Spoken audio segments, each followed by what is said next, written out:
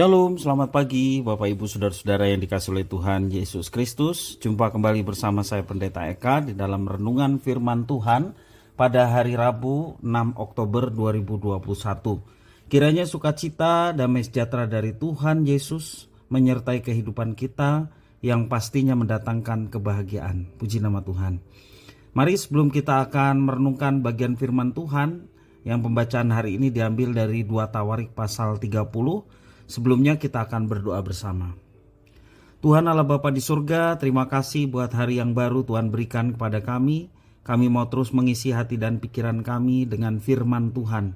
Biarlah firman berkuasa atas kami, hidup kami diterangi, sehingga kami berkenan kepada Tuhan, karena firman Tuhan terlaksana, tergenapi dalam kehidupan kami.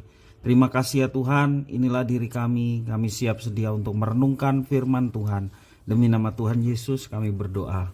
Amin. Bapak Ibu Saudara-saudara yang dikasihi oleh Tuhan Yesus Kristus, di dalam pasal 30 ayat yang ke-8 firman Tuhan berbunyi demikian. Sekarang janganlah tegar tengkuk seperti nenek moyangmu, serahkanlah dirimu kepada Tuhan, datanglah ke tempat kudus yang telah dikuduskannya untuk selama-lamanya, serta beribadahlah kepada Tuhan. Hizkia adalah Raja Yehuda yang dikenal sebagai raja yang takut akan Tuhan. Berbeda dengan sejumlah besar nenek moyang dari Hizkia. Ia melakukan apa yang benar di mata Tuhan. Hizkia jugalah yang memelopori diadakannya kembali ibadah-ibadah kepada Tuhan di Bait Allah di Yerusalem. Ia mengadakan pembaruan mental yang bersifat menyeluruh terhadap kehidupan bangsa Yehuda.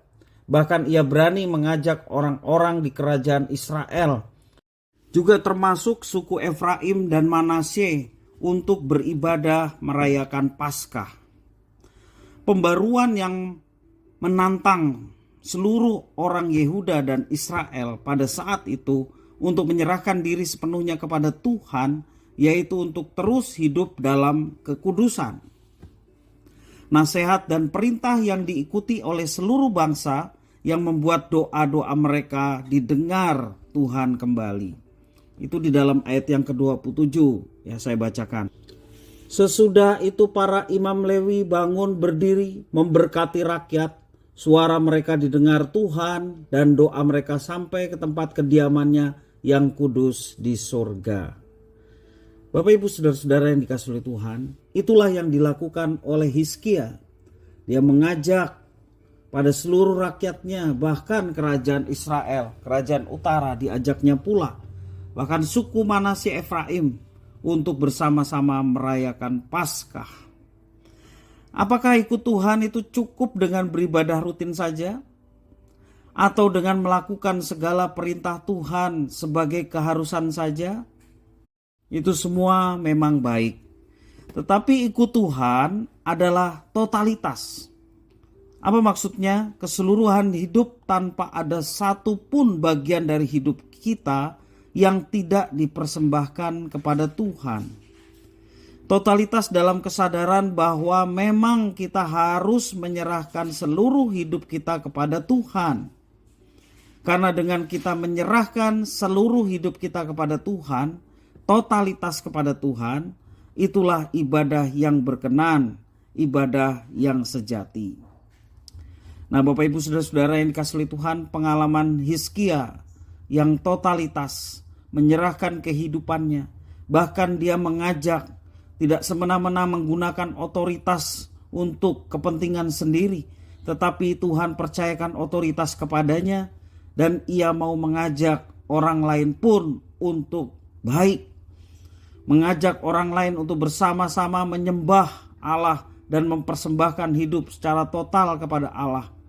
Maka tadi seperti yang disampaikan di dalam ayat yang terakhir, dalam ayat yang ke-27 dijelaskan bahwa Tuhan mendengar setiap seru doa anak-anaknya yang mempersembahkan hidupnya secara total kepada Tuhan. Nah Bapak Ibu Saudara-saudara, terlebih kita yang sudah mendapatkan penebusan dari Kristus, dosa kita sudah diampuni secara total. Baik yang dulu, sekarang, bahkan dosa yang belum kita lakukan. dan akan kita lakukan. Tuhan sudah menebus. Nah Bapak Ibu Saudara-saudara yang dikasihi oleh Tuhan, kalau Tuhan sedemikian baiknya kepada kita, Dia sudah menyerahkan dirinya untuk kita dan menyelamatkan kita, apa yang hendak kita persembahkan kepada Tuhan? Tentu saja hidup sepenuhnya kita mau persembahkan kepada Tuhan. Totalitas di dalam mengikut Dia, itulah yang kita mau persembahkan kepada Tuhan. Nah kalau kita sudah mempersembahkan totalitas, apa yang kita pikirkan, apa yang kita ucapkan, apa yang kita lakukan setiap hari mencerminkan bahwa kita adalah orang-orang tebusan, orang-orang yang dahulu dalam kegelapan tetapi sekarang di dalam terang, sehingga terpancarlah terang itu dalam kehidupan kita, baik dalam pikiran, ucapan maupun juga dalam tingkah laku kita setiap hari. Nah Bapak Ibu Saudara-saudara yang dikasihi oleh Tuhan, kalau Tuhan berkenan atas apa yang kita lakukan sebagai wujud ucapan syukur dan terima kasih untuk setiap berkat anugerah yang begitu besar yang kita terima, maka Tuhan juga yang akan menuntun hidup kita supaya hidup kita seturut dengan rencananya dan hidup kita pun boleh menjadi berkat. Sama seperti Hizkia, bukan saja menjadi berkat bagi rakyatnya yang ada di Yehuda, bahkan di kerajaan utara Israel, bahkan di suku Manasye Efraim, dia pun mengajak dan ajakannya pun boleh menjadi berkat bagi orang lain. Berkat apa yang diperoleh orang lain? Berkat perjumpaan dengan Tuhan. Itulah berkat terbesar. Kalau kita di zaman gereja, berkat apa yang mestinya diperoleh oleh orang lain? Berkat seperti yang kita peroleh, yaitu keselamatan, pengampunan ya di dalam Yesus Kristus, dan itu sangat dinantikan oleh banyak orang. Kalau mereka menolak karena mereka belum mengerti akan jalan yang sesungguhnya, kalau mereka sepertinya membenci karena mereka tidak tahu sesungguhnya Tuhan sudah menyiapkan semuanya itu bagi manusia. Karena itu jangan kecil hati tak kala kita ditolak, jangan kecil hati tak kala kita dihina. Bahkan iman kita dihina, kitab suci kita mungkin dianggap palsu. Jangan kita menjadi kecil hati, tetapi percayalah ketika kita tetap menabur sesuatu yang baik, supaya mereka bisa mengenal Allah yang sejati, maka itu tidak menjadi sia-sia.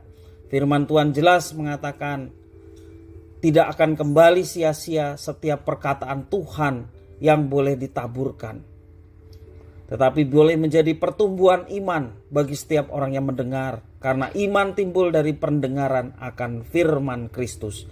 Biarlah firman Tuhan ini boleh menjadi berkat bagi kita sekalian. Mari kita berdoa. Tuhan Allah Bapa di surga, terima kasih atas firman Tuhan.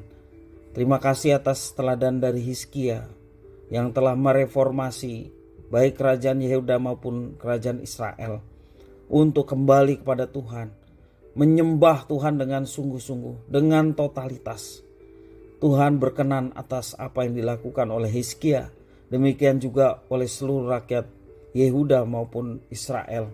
Dan biarlah kehidupan kami pun, tak kalah kami hanya berfokus pada Tuhan, menyembah sepenuhnya kepada Tuhan, melakukan apa yang diperintahkan oleh Tuhan, hidup kami pun boleh menjadi berkat bagi sesama, sehingga mereka pun boleh menemukan juru selamat di dalam Yesus Kristus dan turut dalam kebahagiaan sebagaimana Tuhan sediakan bagi manusia berdosa. Terima kasih ya Tuhan, terima kasih. Firman Tuhan terus mengisi hati dan pikiran kami, sehingga apa yang kami pikirkan, apa yang kami katakan, apa yang kami perbuat seturut dengan rencana dan kehendak-Mu. Terpujilah nama-Mu ya Tuhan. Demi nama Tuhan Yesus kami berdoa. Haleluya. Amin.